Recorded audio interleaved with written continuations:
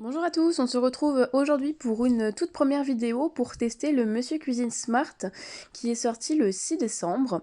Donc nous allons tester la recette poulet au curry. Donc dans un premier temps, nous aurons besoin de 650 g de poulet. Donc là j'en ai que 600 mais c'est pas très grave. Donc maintenant la recette nous préconise de huiler le panier vapeur.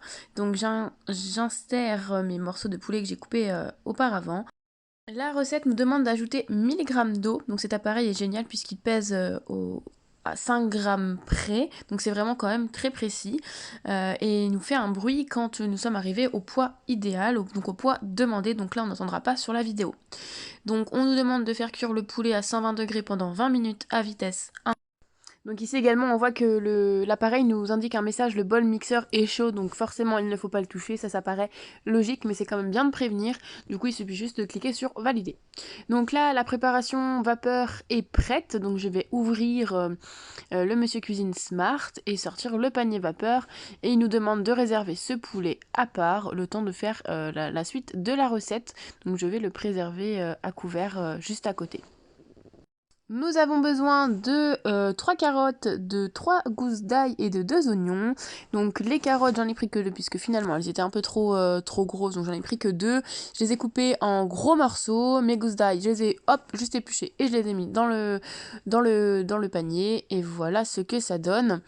Donc la cuisson c'est très rapide, c'est donc 8 secondes à vitesse 6 et vous allez voir qu'au bout de ces 8 secondes, tout va être parfaitement haché. Je vous montre de suite.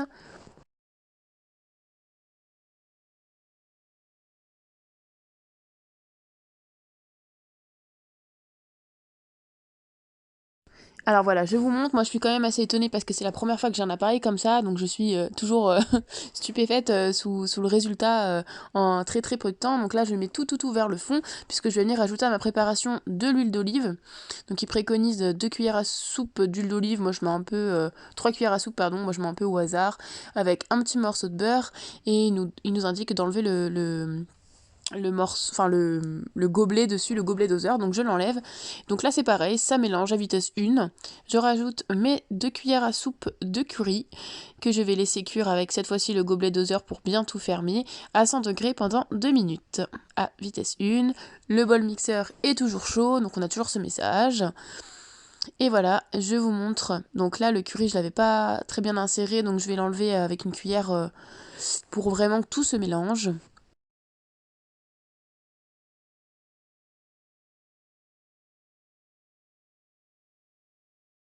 Voilà, donc les 2 minutes sont déjà passées, donc nous allons maintenant ajouter le lait de coco. Donc dans la recette, il préconise 400 ml. Moi, c'est un pot de 500 ml, donc je vais pas laisser 100 ml à part. Je mets tout, voilà, je suis pas non plus à la lettre la recette. Donc pareil, c'est génial, ça pèse, ça va sonner au moment où ça va être bon.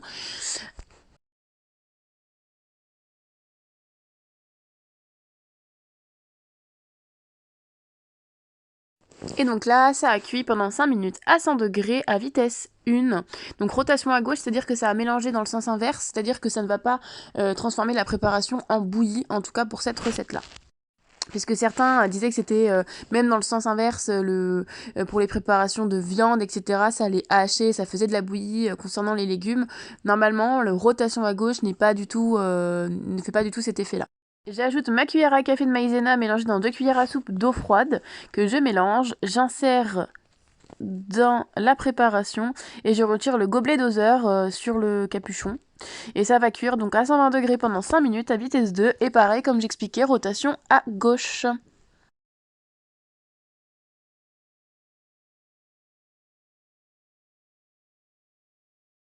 Et voilà le résultat de la recette. Donc j'ai ajouté sel et poivre. Et le goût, bien sûr, j'ai goûté, est tout à fait excellent. C'est magnifique. Donc je vous montre après le résultat sur l'assiette finale. Si vous avez des questions, n'hésitez pas à m'écrire en commentaire. C'est la première préparation que je filme, donc le résultat n'est peut-être pas parfait au niveau des caméras. Mais n'hésitez pas, si vous avez des conseils, je referai des recettes. En tout cas, c'est sûr et certain. N'hésitez pas à me donner votre avis. Merci, au revoir.